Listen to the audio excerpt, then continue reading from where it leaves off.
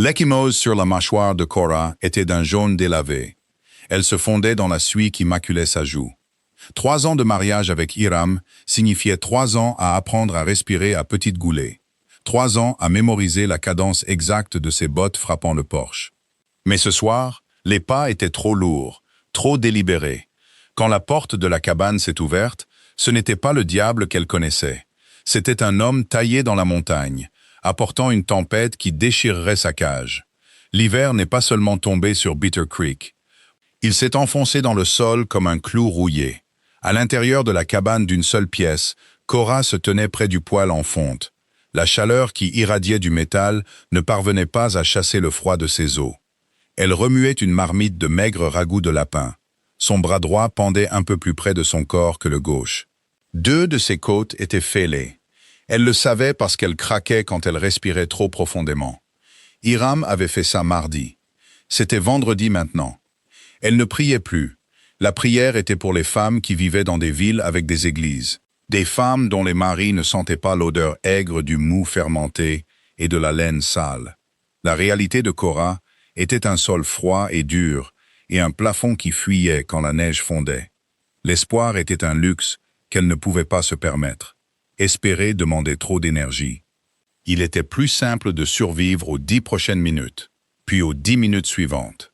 Derrière elle, Hiram était assis à la table en bois balafré. Il taillait un morceau de pain avec un couteau émoussé. Les copeaux tombaient sur le sol, se mêlant à la saleté que Cora avait balayée dans un coin le matin même. Elle ne dit pas un mot sur le désordre. Parler à Hiram quand il avait la bouteille de whisky ouverte, c'était comme craquer une allumette dans une grange sèche. On ne savait jamais si elle allait juste vaciller ou brûler l'endroit tout entier. « Ça sent le brûler », marmonna Hiram. Sa voix était rocailleuse, pâteuse à cause de l'alcool. « Ce n'est pas brûlé, Hiram », dit Cora doucement. Sa voix était plate, sans émotion.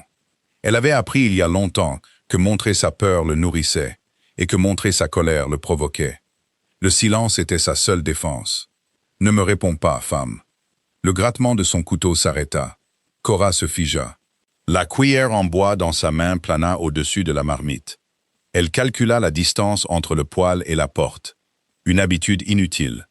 La porte était verrouillée de l'intérieur, et même si elle parvenait à sortir, le blizzard qui hurlait contre les interstices la gèlerait sur place avant qu'elle n'atteigne la propriété voisine. « Je ne répondais pas », murmura-t-elle en baissant la tête. Hiram repoussa sa chaise. Le bois racla durement le plancher. Cora ferma les yeux, ses épaules se préparant à l'impact. Elle connaissait la routine. Il trouverait un défaut dans le repas, dans la maison, sur son visage. Il utiliserait ses mains lourdes pour le corriger. 3 ans de ce traitement l'avaient réduite à néant. Avant, elle se défendait. Avant, elle criait. Maintenant, elle tournait juste la tête pour protéger ses dents. Il s'approcha derrière elle. Elle pouvait sentir l'odeur de tabac froid sur son haleine. « Tu te crois meilleur que moi ?» se chota-t-il, ses doigts agrippant sa nuque. Il serra, enfonçant ses ongles sales dans sa peau. « Tu crois que parce que ton père portait un costume, tu n'as rien à faire dans cette crasse. Non, Hiram, regarde-moi. » Cora tourna lentement la tête. Son visage était rouge, ses yeux injectés de sang et méchants. Il leva sa main gauche. Avant qu'il ne puisse frapper, la lourde porte en chêne de la cabane frémit. Ce n'était pas le vent. Le vent faisait vibrer les choses. C'était un bruit sourd et massif, le genre de son que fait un arbre qui tombe. Hiram relâcha sa nuque, sa main retombant le long de son corps. Il se tourna vers la porte, les sourcils froncés. Qui diable est dehors dans ce foutoir? Cora prit une courte inspiration, sentant le craquement dans ses côtes. Elle se pressa contre le poêle, reconnaissante de l'interruption. Pourtant, un nouveau nœud d'angoisse se serra dans son estomac. Les étrangers à Bitter Creek étaient rarement une bonne chose. On frappa de nouveau, plus fort cette fois. Les gonds en fer gémirent. « J'arrive !»« Du calme !» cria Hiram, attrapant son fusil de chasse dans le coin. Il se dirigea d'un pas lourd vers la porte et retira le verrou. Le vent poussa la porte vers l'intérieur avec une force violente, l'arrachant des mains d'Hiram. La neige tourbillonna dans la pièce, recouvrant instantanément le plancher et éteignant l'unique lanterne à pétrole sur la table. Dans la lumière grise de l'embrasure se tenait une ombre qui masquait la tempête. Il était immense, C'était le seul mot que l'esprit épuisé de Korah pouvait trouver. Il remplissait le cadre de la porte, baissant la tête pour entrer. Il portait des peaux de daim épaisses tannées à la cervelle et un lourd manteau en peau d'ours, la fourrure givrée de blanc par la glace. Un fusil reposait nonchalamment dans sa main gantée, non pas pointé, mais tenu avec l'aisance désinvolte d'un homme qui a passé sa vie à s'attendre à un combat. Son visage était masqué par une barbe épaisse et sombre, et un chapeau à large bord tiré bas, mais ses yeux captèrent la faible lumière du foyer. Ils étaient d'un gris pâle et perçant. Ils se fixèrent sur Hiram, puis passèrent au-delà de lui pour se poser sur Korah. Elle se recula. Ses yeux étaient vifs. Ils remarquèrent l'échymose sur son visage, la façon dont elle ménageait ses côtes, le fusil qui tremblait légèrement dans les mains d'Hiram. Il a tout vu en une fraction de seconde. « Fermez la porte », dit l'homme. Sa voix était un grondement sourd, plus profond que le tonnerre qui roulait dans la vallée au printemps. Hiram, momentanément paralysé par la taille de l'intrus, cligna des yeux. « Quoi? Qui êtes-vous? Vous ne pouvez pas débarquer ici comme ça. » L'étranger n'argumenta pas. Il entra complètement dans la pièce, tendit le bras derrière lui et claqua la porte contre la tempête. Il fit glisser le lourd verrou en fer, d'une seule main. Le silence soudain dans la cabane était assourdissant, rompu seulement par le crépitement du feu et la neige fondue qui goûtait du manteau de l'étranger. « Gideon » souffla Hiram, abaissant le fusil d'un pouce. Il l'avait reconnu maintenant. Hiram. L'homme, Gideon, n'offrit pas sa main. Il ne sourit pas. Il resta simplement là, laissant la neige fondre de ses bottes et former une flaque sur le sol. « Tu es descendu de la crête en avance », balbutia Hiram, tentant une fausse bravade. Il bomba le torse, essayant de retrouver l'autorité qu'il exerçait sur Korah un instant plus tôt. La saison de la trappe n'est pas finie. Les mules ne pouvaient pas passer le col. J'ai besoin d'un plancher pour la nuit. Le ton de Gideon ne laissait aucune place au débat. Ce n'était pas une demande. « Eh bien, écoutez, » commença Hiram, se rengorgeant davantage. « C'est une maison privée. Vous pouvez dormir dans la grange. » Gideon bougea enfin. Il fit 3 pas dans la pièce. Le plancher, qui craquait habituellement sous le poids d'Hiram, resta silencieux sous ses lourdes bottes. Il s'arrêta à 30 centimètres d'Hiram. Hiram dut se tordre le cou pour le regarder. Le toit de la grange s'est effondré sous la neige, dit doucement Gideon. Je reste près du feu. Hiram déglutit difficilement. Le fusil dans sa main semblait soudain être un jouet d'enfant à côté de l'énorme fusil à bison que tenait Gideon. D'accord, bien sûr. Juste pour la nuit, mais tu me dois une peau pour le dérangement. Gideon ne répondit pas. Il se détourna d'Hiram, l'ignorant complètement. C'était une insulte profonde. Une insulte pour laquelle Hiram aurait tué un homme plus petit. Mais face à Gideon, Hiram se contenta de resserrer sa prise sur son arme et de rester silencieux. Gideon se dirigea vers le poêle, vers Korah. Elle se pressa plus fort contre la fonte, ignorant la chaleur brûlante sur sa jupe. Elle garda les yeux fixés sur le sol. Les hommes étaient la violence. C'était la seule vérité qu'elle connaissait désormais. Un homme plus grand signifiait simplement une plus grande violence. Gideon s'arrêta à quelques pas. Il déboutonna son lourd manteau. « Tenez ça », dit-il. Korah sursauta, levant instinctivement les bras pour se couvrir la tête, mais aucun coup ne vint. Elle ouvrit les yeux. Gideon lui tendait le lourd manteau en peau d'ours. Lentement, les mains tremblantes, elle tendit les bras et le prit. Le poids du vêtement faillit la faire tomber. Ça sentait la fumée de bois, les aiguilles de pin et l'air glacial. Ça sentait le monde extérieur, un monde qu'elle avait presque oublié. « Accroche-le à la patère », aboya Hiram de l'autre côté de la pièce, essayant de réaffirmer sa domination. « Ne reste pas planté là comme une muette. » Korah se déplaça pour obéir, traînant le lourd manteau vers le mur. « Laissez-la tranquille, » dit Gideon. Il n'éleva pas la voix. Il ne regarda même pas Hiram. Il retira simplement ses gants de cuir et tendit ses mains épaisses et calleuses vers le poêle. Le visage d'Hiram devint d'un rouge profond et laid. « C'est ma femme. Je lui dis quoi faire dans ma propre maison. » Gideon tourna lentement la tête. Les yeux gris se posèrent à nouveau sur Hiram. Il n'y avait aucune colère en eux, juste une évaluation froide et neutre, comme un loup regardant un veau malade. « Elle cuisinait, » dit Gideon. « Laissez-la cuisiner. » Pendant un long et angoissant moment, les deux hommes se dévisagèrent. Cora retint son souffle, le lourd manteau serré contre sa poitrine. Elle attendit l'explosion. Elle attendit qu'Hiram lève son fusil, mais Hiram céda. Il détourna le regard, marmonnant dans sa barbe, et retourna s'asseoir à sa chaise. Il attrapa la bouteille de whisky et en but une longue et désespérée gorgée. Cora laissa échapper un souffle qu'elle ne savait pas qu'elle retenait. Elle regarda Gideon. Il la regardait déjà.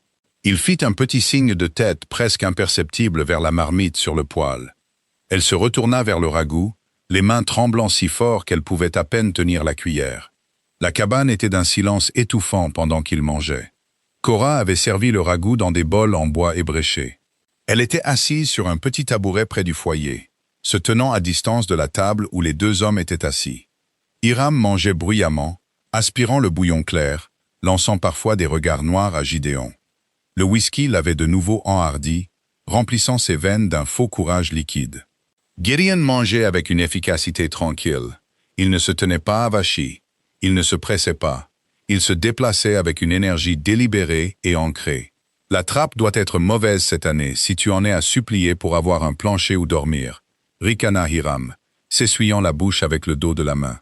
Gideon posa ce cuillère. La trappe va bien. Alors pourquoi descendre en plein blizzard? Je te l'ai dit. Les mules ne pouvaient pas passer. Gideon n'en dit pas plus. Il ne ressentait pas le besoin de combler le silence. Hiram détestait le silence. Le silence signifiait qu'il n'était pas le centre de l'attention. Il frappa du poing sur la table, faisant vibrer les bols. Cora sursauta, ses épaules remontant jusqu'à ses oreilles. « Femme !» lança Hiram, tournant sa frustration vers la seule cible qu'il se sentait en sécurité d'attaquer. « Apporte-moi plus de pain !» Cora se leva rapidement, ignorant la douleur aiguë dans ses côtes. « On n'en a plus, Hiram. » C'était la fin du pain. Les yeux d'Hiram se plissèrent. Il se leva, renversant sa chaise. « Je t'avais dit d'en faire hier. »« La farine ?» commença-t-elle, sa voix à peine un murmure. « On n'a plus de farine depuis une semaine. Ne me mens pas devant un invité, siffla-t-il, faisant un pas lourd vers elle. L'alcool le rendait maladroit, mais pas moins dangereux. Il leva la main, le prélude familier à la violence qui gouvernait sa vie. Cora se prépara. Elle ne ferma pas les yeux cette fois. Elle regarda simplement la main, calculant l'angle, sachant comment se tourner pour que sa mâchoire ne prenne pas le coup de plein fouet. Le coup n'arriva jamais. Gideon bougea plus vite qu'un homme de sa taille n'aurait dû le pouvoir. Il ne sauta pas et ne cria pas. Il se leva simplement, fit une longue enjambée et plaça sa main à plat, au centre de la poitrine d'Hiram. L'élan de la charge ivre d'Hiram fut stoppé net. C'était comme s'il avait percuté une enclume. Le souffle quitta ses poumons dans un sifflement aigu. « Asseyez-vous » dit Gideon. Les mots étaient une basse vibration dans la petite pièce. Hiram loutta contre la main qui le pressait. « Lâche-moi, rustre, c'est une affaire de famille. »« Asseyez-vous » répéta Gideon. Il ne poussa pas. Il se contenta de tenir bon. Un objet inamovible. Hiram leva les yeux vers le visage de Gideon. L'expression du montagnard n'avait pas changé. Il n'y avait pas de rage. Juste un calme terrifiant et absolu. La prise de conscience frappa lentement Hiram, pénétrant le brouillard épais du whisky. S'il insistait, il ne serait pas seulement battu, il serait brisé. Hiram recula d'un pas. Gideon laissa tomber sa main. Jurant à voix basse, Hiram attrapa la bouteille de whisky par le goulot et se dirigea d'un pas lourd vers le lit dans le coin de la pièce. Il se jeta sur le matelas, tournant le dos à la pièce. En quelques minutes, ses ronflements bruyants et humides remplirent la cabane. Cora se tenait figée près du poêle. Son cœur martelait ses côtes fêlées comme un oiseau piégé. Elle dévisagea Gideon. Personne n'avait jamais arrêté Hiram auparavant. Les hommes de la ville fermaient les yeux. Le shérif lui avait dit d'être une meilleure épouse. Gideon ne la regarda pas pendant un long moment. Il retourna à la table, finit son ragoût et rassembla tranquillement les bols. Il les apporta à la bassine. « Vous n'avez pas à faire ça », chuchota Cora, sa voix rauque. Gideon s'arrêta. Il la regarda par-dessus son épaule. La faible lumière du feu éclairait les traits durs de son visage. Pendant une seconde fugace, la froideur de ses yeux gris s'adoucit. Ce n'était pas de la pitié. Cora connaissait la pitié. Elle détestait la pitié. C'était autre chose. C'était de la reconnaissance. « Reposez votre bras, madame », dit-il doucement. « Il est blessé. » Il savait. Il avait vu la façon dont elle le tenait. Gideon se dirigea vers le foyer. Il sortit son lourd sac de couchage de son sac et l'étendit sur le sol, se plaçant directement entre le lit où dormait Hiram et le petit tabouret où Cora était assise. C'était une frontière silencieuse, une ligne tracée dans la poussière. Il s'assit sur le sac de couchage, sortit une pierre à aiguiser et un couteau de chasse de sa ceinture, et commença à aiguiser la lame de manière rythmée. Le son métallique emplit la pièce, couvrant les ronflements d'Hiram. Cora se laissa lentement retomber sur son tabouret. Elle enroula ses bras autour de ses genoux, en faisant attention à ses côtes. Elle regarda le large dos du montagnard, assis entre elle et le diable. Pour la première fois en 3 ans, le nœud de terreur dans son estomac se desserra d'une fraction. Le blizzard faisait rage dehors, secouant les murs, mais à l'intérieur de la cabane, l'air avait changé. Cora regarda l'ecchymose qui s'estompait sur son poignet, puis l'homme qui aiguisait son couteau. Elle n'était pas assez sotte pour croire au sauveur, mais alors que le feu crépitait, elle réalisa une vérité indéniable. Ce soir, elle n'allait pas se faire frapper. L'aube ne s'est pas levée sur Bitter Creek. Elle a suinté à travers les fissures des murs de la cabane, un gris pâle et maladif qui n'offrait aucune chaleur. Cora n'avait pas dormi. Elle avait passé la nuit assise sur le tabouret en bois, le dos contre le plâtre froid de la cheminée, observant la montée et la descente des épaules de Gideon. Il dormait sur le plancher dur avec l'immobilité d'un homme qui savait comment conserver son énergie. Hiram ronflait sur le matelas, un son humide et râpeux qui nouait habituellement l'estomac de Cora d'angoisse. La nuit dernière, ce son semblait juste pathétique.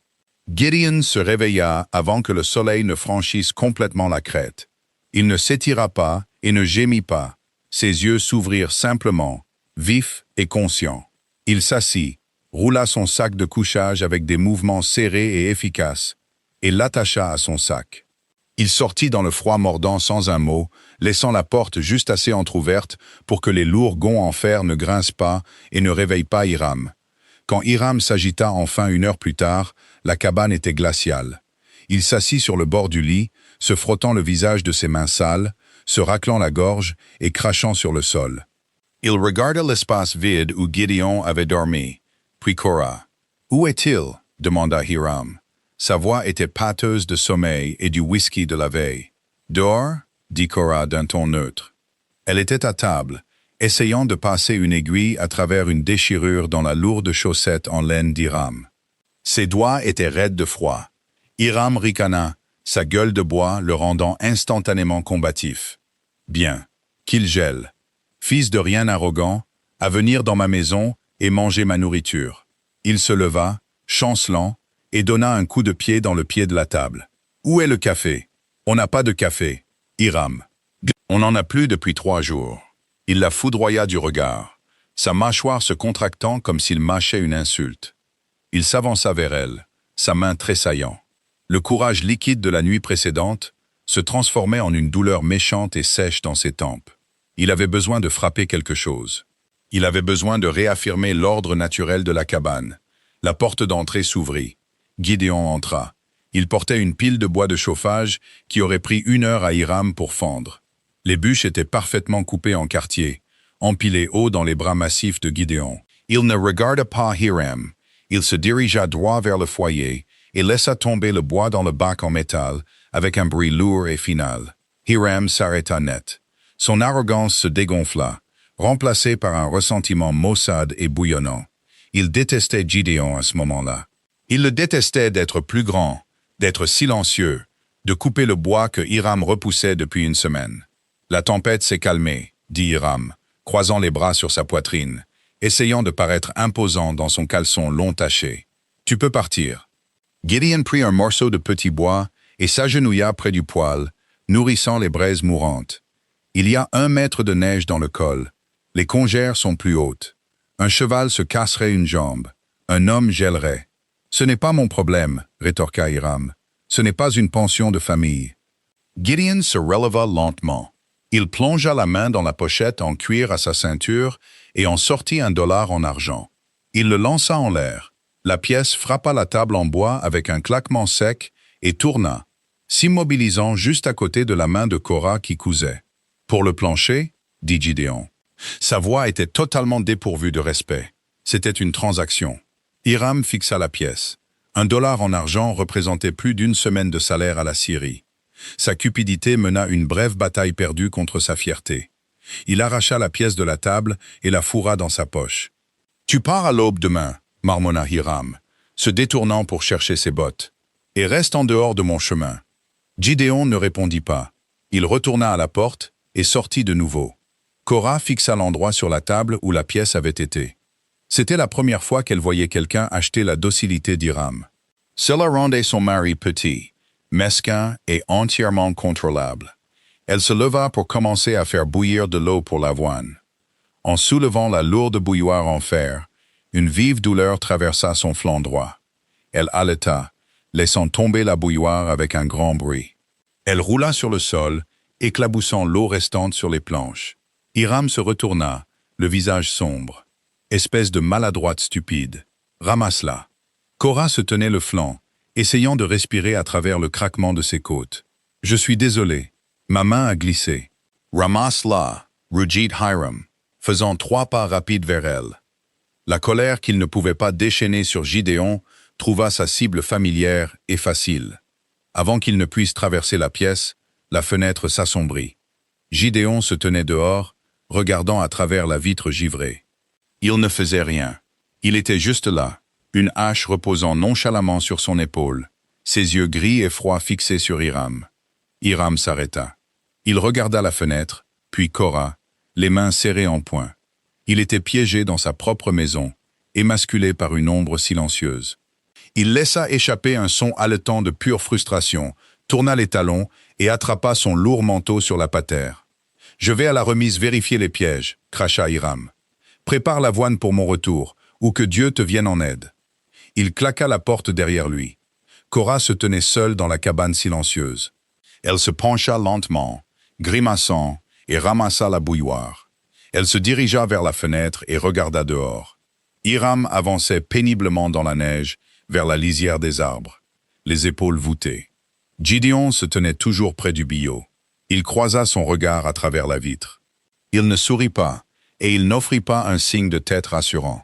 Il ramassa simplement une autre bûche, la posa sur le billot, et abattit la hache dans un arc unique et dévastateur.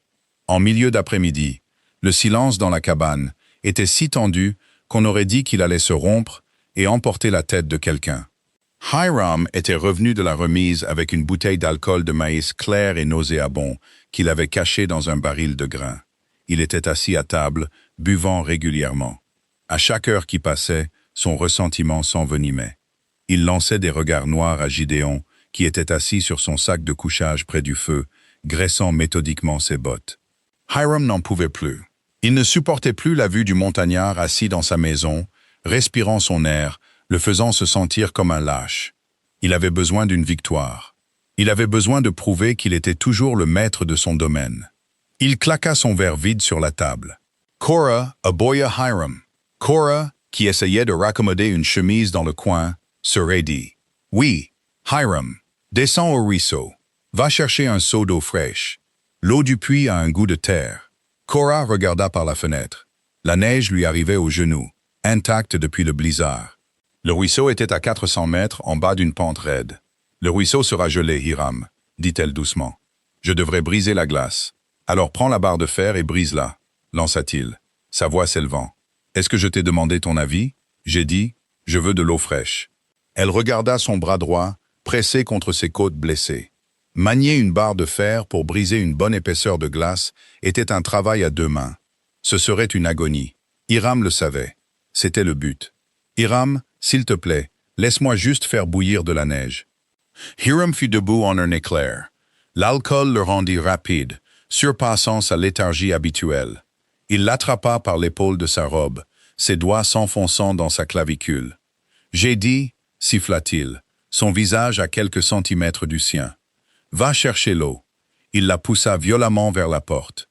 Cora trébucha, criant alors que le mouvement brusque secouait ses côtes cassées. Elle heurta le cadre de la porte et glissa au sol, cherchant son souffle.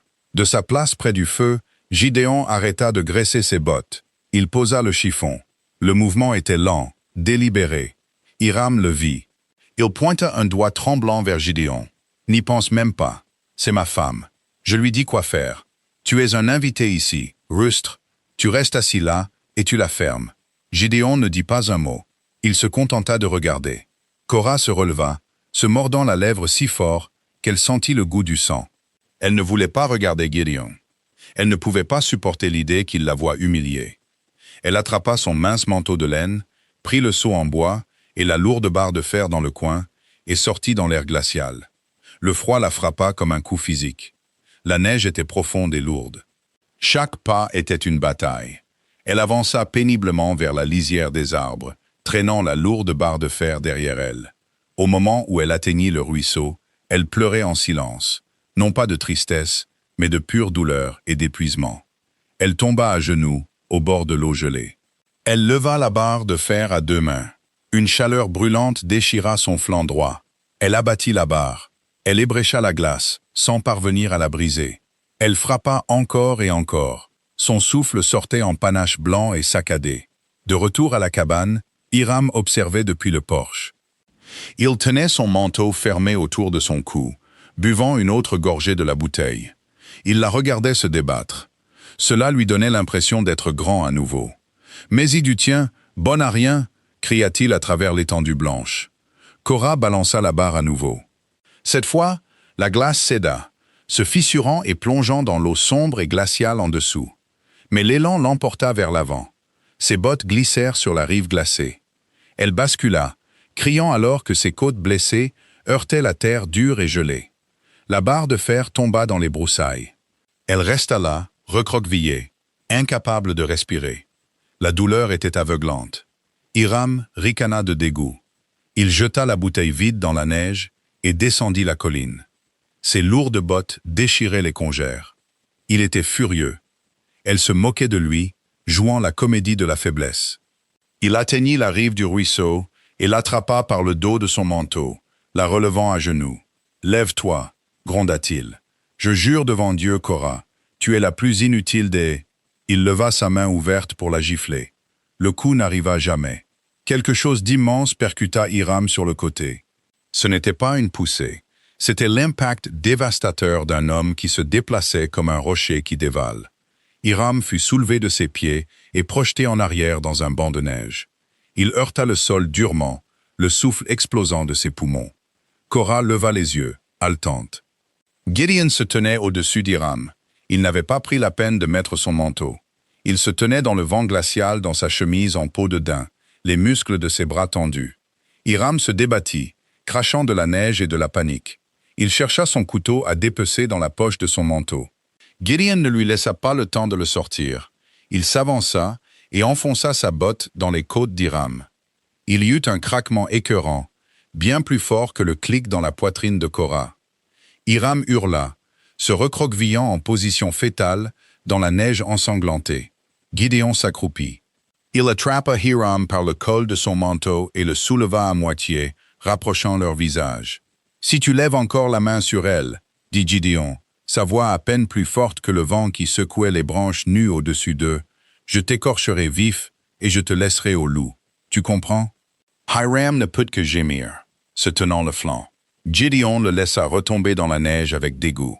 Il se tourna vers Cora. La violence terrifiante qui venait de le posséder disparut en un instant, remplacée par ce même calme froid et ancré. Il ne lui offrit pas la main pour l'aider à se relever. Il savait qu'elle ne la prendrait pas. Au lieu de cela, il se pencha, ramassa la barre de fer, puis le seau en bois. Il plongea le seau dans l'eau glaciale, le remonta plein et le posa sur la rive à côté d'elle. « Je pars à l'aube », dit Gideon en la regardant. « La neige est profonde, mais on peut marcher. » Cora le fixa, se tenant le flanc, tremblant violemment dans le froid. « Il finira par te tuer », déclara Gideon. Ce n'était pas dramatique, c'était une simple observation de fait. Tu peux rester ici et le laisser t'enterrer au printemps. Il se retourna et commença à remonter la colline vers la cabane, portant la lourde barre de fer comme si elle ne pesait rien.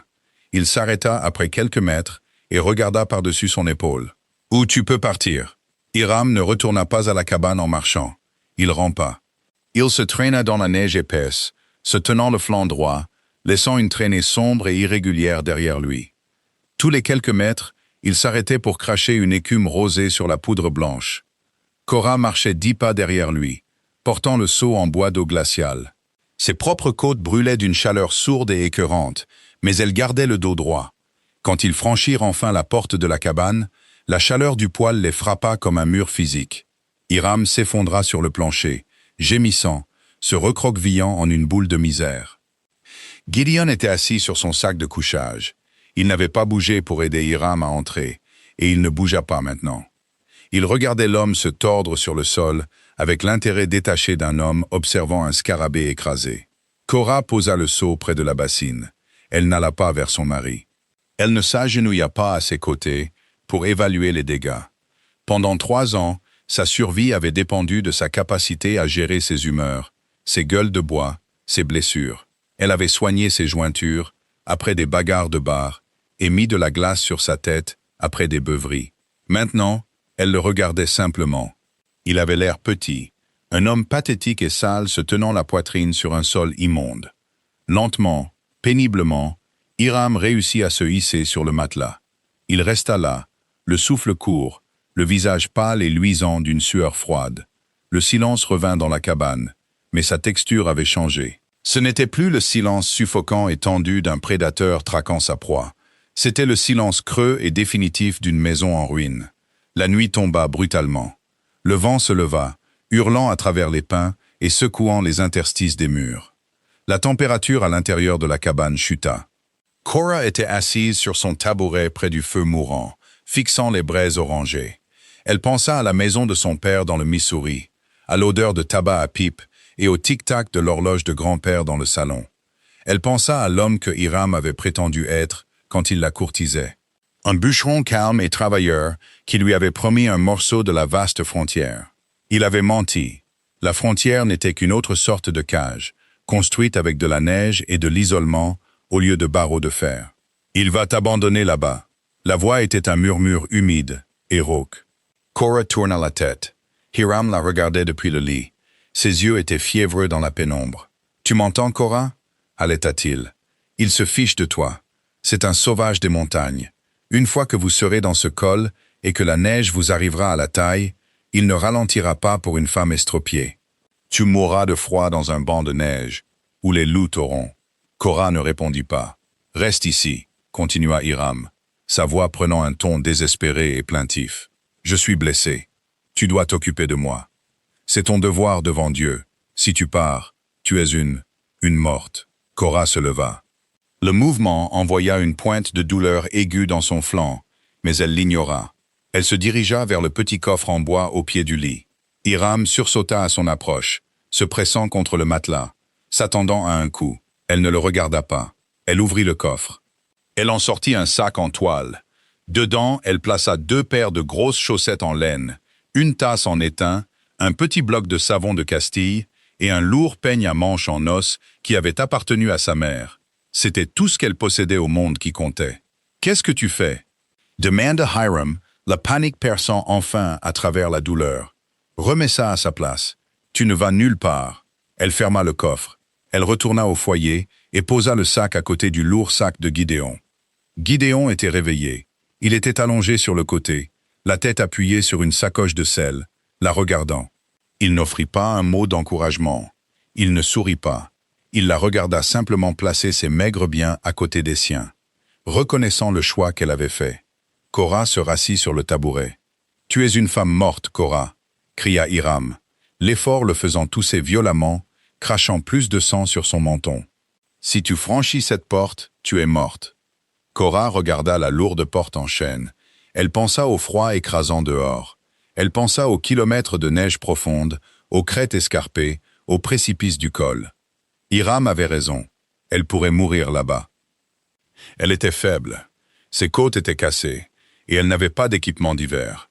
Mais en écoutant la respiration pathétique et râpeuse de l'homme sur le lit, elle réalisa la vérité fondamentale. Si elle restait, elle était déjà morte. La cabane était une tombe. La seule différence était que si elle partait, elle mourrait debout, en respirant l'air libre. Elle tourna le dos au lit, serra son mince châle autour de ses épaules et attendit l'aube. La lumière du matin n'arriva pas avec la douce chaleur de l'aube. C'était un blanc brutal et aveuglant qui chassait les ombres des coins de la cabane et exposait la misère. La tempête s'était finalement essoufflée quelque part, au-dessus des crêtes nord, laissant derrière elle un ciel de la couleur d'une poêle en fonte meurtrie et un paysage enseveli sous un mètre de poudreuse fraîche et intacte. À l'intérieur de la cabane, la température chutait rapidement. Le feu s'était réduit à un fragile lit de cendres grises. Gideon se déplaçait dans la pièce glaciale avec la même efficacité mécanique et silencieuse que la veille. Il ne s'étira pas. Il ne se frotta pas les yeux. Il roula simplement son sac de couchage, serra les lanières de cuir et vérifia le lourd mécanisme en laiton de son fusil à bison. Il attacha ses larges raquettes à cadre en bois à l'extérieur de son sac. Il ne mangea pas le reste d'avoine froide. Il ne but pas dans le seau d'eau. Il préparait simplement son équipement pour le fardeau de la montagne. Cora se tenait près de la porte d'entrée. Elle portait son mince manteau de laine, celui aux poignets effilochés et aux boutons en laiton manquant. Son petit sac en toile était serré dans sa main non blessée. Elle tremblait de manière incontrôlable, ses dents claquant dans un rythme rapide et involontaire, et elle n'avait même pas encore mis un pied dehors. Le courant d'air mordant qui sifflait à travers les fissures de la vitre était un avertissement clair du zéro absolu qui attendait au-delà des murs de bois. Gideon se dirigea vers la table en bois balafré. Il ramassa le fusil de chasse à double canon d'Hiram. « Hé !» croassa Hiram depuis le matelas. Le son était humide et pathétique. La voix d'un homme brisé de l'intérieur.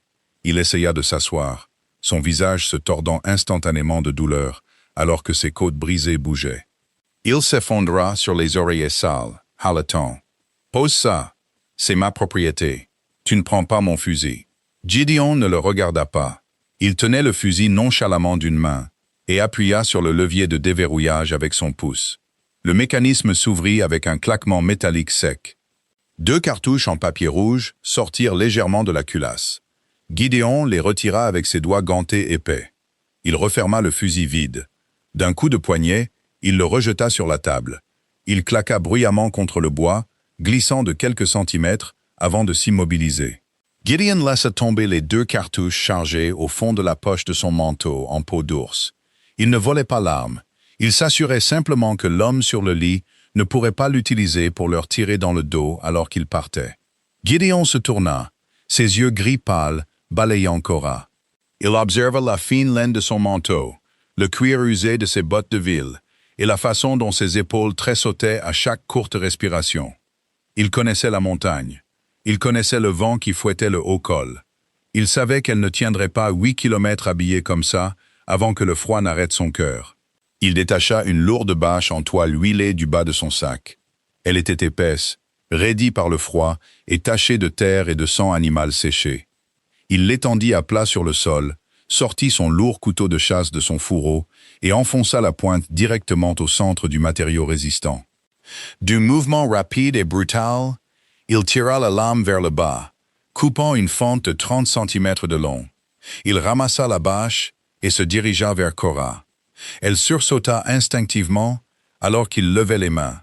C'était un réflexe profondément ancré dans ses muscles par 3 ans de coups soudains. Elle ferma les yeux et baissa le menton, attendant l'impact. Gideon s'arrêta. Il n'insista pas. Il ne lui dit pas qu'elle était en sécurité. Il se contenta de tenir la lourde bâche en l'air dans le froid glacial. « Passez votre tête à travers, » dit-il. Le grondement de sa voix était complètement plat. Cora ouvrit les yeux, déglutissant difficilement. Elle regarda ses mains massives et calleuses tenant la toile, puis se pencha lentement en avant. Elle passa la tête à travers la fente fraîchement coupée. La toile lourde et raide tomba sur ses épaules, les bords rigides lui éraflant les oreilles. Elle tomba lourdement au-delà de ses genoux, la drapant comme une tente. Elle sentait intensément la cire fondue, la vieille sueur de cheval, la fumée de bois et la résine de pin brut. Son poids appuya immédiatement sur ses côtes blessées, provoquant une vive poussée de douleur. Mais dès que le lourd tissu se posa autour d'elle, il coupa complètement le courant d'air mordant de la cabane. C'était un poncho laid, grossier et improvisé, mais c'était une armure contre le vent mortel. « Gardez vos bras à l'intérieur », ordonna Gideon, se détournant pour hisser son lourd sac sur ses larges épaules. « Conservez la chaleur de votre corps. » Il se dirigea vers la lourde porte en chêne. Il souleva la barre de fer de son support et ouvrit la porte vers l'intérieur. L'éblouissement du soleil matinal se reflétant sur la neige fraîche était aveuglant, frappant Cora comme un coup physique aux yeux. Le froid se précipita à l'intérieur. C'était une chose vivante, une masse aiguë et lourde d'air glacial qui portait l'odeur de la terre gelée et de l'hiver profond et intact. Gideon sortit sur le porche. Il ne se retourna pas pour voir si elle le suivait. Il descendit simplement des planches de bois et commença à marcher. Ses bottes massives creusaient de profonds trous cylindriques dans la poudreuse vierge, traçant un chemin direct et implacable vers la lisière de la forêt noire. Cora prit une courte inspiration. L'os fêlé dans sa poitrine craqua, un son sec et écœurant. Elle ajusta la bâche raide sur ses épaules, serrant son sac en toile en dessous, et franchit le seuil. « Tu es une putain !» hurla Hiram, de l'intérieur sombre de la cabane. C'était une dernière explosion désespérée de venin. Le hurlement frénétique d'un chien laissé attaché à un poteau. « Ne reviens jamais ici. Tu m'entends? Si tu pars, tu n'es rien. Tu es une femme morte. » Cora s'arrêta au bord du porche. Elle se tenait dans l'air glacial, la toile commençant déjà à se raidir davantage dans le froid. Elle ne se retourna pas. Elle ne lança pas d'insulte en retour dans la pièce sombre. Elle ne ressentait ni colère ni triomphe. Elle se sentait entièrement vide. Elle tendit son bras valide dessous la bâche. Ses doigts s'enroulèrent autour du lourd anneau de fer à l'extérieur de la porte. Elle la ferma. Le bruit sourd et solide du chêne heurtant le cadre résonna vivement dans le matin calme. Il coupait entièrement son ancienne vie. Le verrou s'enclencha. La cage était fermée, mais cette fois, le monstre était à l'intérieur, et elle, dehors. Elle se tourna et regarda la montagne. La pente menant au col était brutalement raide. Les pins se dressaient comme des lances noires et déchiquetées contre la neige blanche et aveuglante. Gideon était déjà à 30 mètres devant. Il se déplaçait d'un pas régulier, implacable et ancré. Il ne l'attendait pas. Il lui avait offert un choix, pas un sauvetage. Si elle voulait vivre, elle devait trouver la force de suivre. Cora descendit du porche. Elle s'enfonça immédiatement dans la neige, jusqu'au-dessus des genoux. Le froid fut un choc violent, chassant le peu de souffle qui lui restait de ses poumons. La neige se tassa instantanément contre ses jupes de laine, gelant le tissu sur ses mollets. Elle essaya de faire un pas en avant, mais la résistance de la poudreuse épaisse était immense. Elle essaya de forcer sa jambe à travers, mais l'effort soudain lui arracha un cri, alors qu'une chaleur brûlante et aveuglante déchira son flanc droit. Son équilibre vacilla. Elle bascula, tombant le visage le premier dans la congère glaciale. Elle resta là. La neige engourdit instantanément sa joue. La douleur dans ses côtes pulsait à un rythme écœurant. Il serait si facile de rester à terre, de fermer les yeux. La neige était douce, ce serait comme s'endormir. La voix humide et rauque d'Hiram résonna dans ses oreilles. « Tu mourras de froid dans un banc de neige, où les loups t'auront. » Elle releva lentement la tête.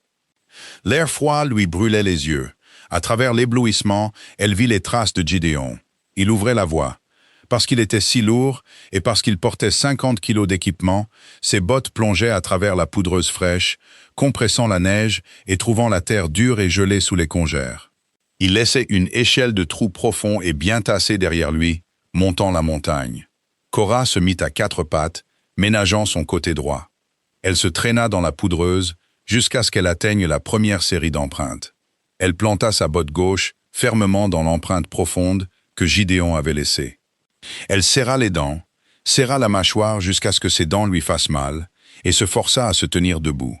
Elle leva sa jambe droite, luttant contre l'agonie paralysante dans sa poitrine, et laissa tomber sa botte dans sa trace suivante. La neige tassée supporta parfaitement son poids. Elle avança son pied gauche, le soulevant haut hors de la poudreuse profonde, et le posa dans sa trace suivante. C'était un travail agonisant, d'une lenteur exaspérante. Chaque pas exigeait une concentration totale. Lever la jambe haut, la laisser tomber dans le trou étroit. Transférer le poids, traîner le corps en avant, ignorer le clou chauffé à blanc qui s'enfonçait dans ses côtes. Mais elle avançait. Elle marchait dans les pas d'un géant, utilisant le chemin physique qu'il creusait à travers la nature sauvage pour survivre. 1 heure passa, puis 2. Le temps perdit son sens, remplacé entièrement par le craquement rythmé des bottes et le sifflement désespéré de sa propre respiration. La cabane disparut derrière la crête inférieure. Le monde devint rien d'autre que de la neige blanche aveuglante, les arbres noirs et le vaste ciel gris et indifférent. Le silence des hautes terres était absolu. Il pressait contre ses oreilles, rompu seulement par le râle dur et saccadé de ses poumons, et le craquement rythmé et lointain des bottes de Gideon plus haut sur la pente. Ses jambes étaient complètement engourdies à partir des genoux. Son visage brûlait de vives engelures. La peau était tendue et à vif. La douleur aiguë dans ses côtes s'était transformée en un élancement constant et nauséeux qui pulsait au rythme de son cœur. Mais sous l'agonie physique écrasante, un changement étrange et silencieux s'opérait dans son esprit. Le nœud serré et suffocant de la terreur qui avait vécu derrière son sternum pendant 3 ans, l'anxiété constante d'anticiper les humeurs d'Hiram, avait disparu. Elle n'écoutait plus le bruit sourd d'un pas ivre. Elle ne calculait plus l'angle d'une pièce pour éviter d'être coincée. Elle ne se faisait plus toute petite pour être invisible. Elle marchait, tout simplement. C'était une survie brutale, crue, épuisante. Mais elle lui appartenait entièrement. Elle était maîtresse de la douleur dans ses cuisses brûlantes. Elle était maîtresse de l'air glacial qui déchirait sa gorge. Elle était maîtresse de chaque centimètre angoissant qu'elle gagnait sur la montagne. Devant elle, la silhouette sombre du montagnard s'arrêta enfin. Ils avaient atteint la crête de la première grande arête. Gideon se retourna. Il posa le canon de son lourd fusil à bison nonchalamment sur sa large épaule. Il se tenait dans le vent hurlant, la regardant gravir la dernière pente raide. Il n'offrit pas sa main pour la hisser. Il ne cria pas de mots d'encouragement par-dessus la tempête. Il se tenait simplement là, comme un pilier de pierre enraciné profondément dans la terre, attendant. Korah atteignit le sommet. Elle s'arrêta à 3 mètres de lui. Sa tête était baissée sous la bâche raide, luttant désespérément pour aspirer l'air mince et glacial dans ses poumons brûlants. Ses bottes glissèrent fermement dans sa dernière série de traces. Gideon détacha une lourde gourde en cuir recouverte de fourrure de son épaule. Il retira le bouchon avec ses dents, but une petite gorgée mesurée, puis la tendit vers elle.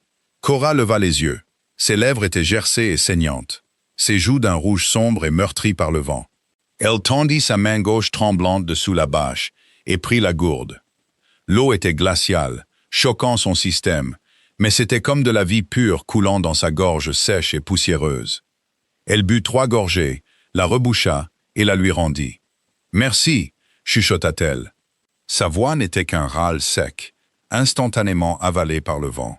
Gideon remit la gourde sur son épaule. Il la regarda. Il regarda l'ecchymose jaune qui s'estompait sur sa mâchoire, l'épuisement profond qui secouait sa petite silhouette, et la lumière féroce et désespérée qui brûlait dans ses yeux. Ce n'était pas le regard d'une victime. C'était le regard d'un animal piégé qui avait fini par se ronger la patte pour échapper au piège de fer. En sang, mais libre. Il fit un unique et bref signe de tête.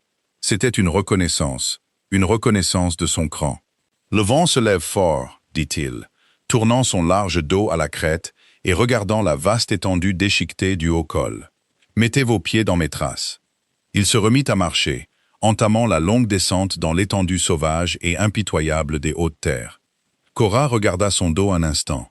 Elle ajusta la lourde toile sur ses épaules, la serrant plus fort pour piéger la chaleur de son corps qui s'estompait. Elle prit une profonde inspiration glaciale de l'air de la montagne, sentit l'os cassé bouger dans sa poitrine, et avança dans son empreinte. La neige était profonde, et l'hiver serait long, mais pour la première fois en 3 ans, elle partait enfin. Si vous avez ressenti le froid du vent glacial et le courage brut de l'évasion de Korah, ne laissez pas cette histoire s'arrêter ici. Appuyez sur le bouton « J'aime » pour soutenir tous les survivants qui trouvent la force impossible de s'éloigner de l'obscurité.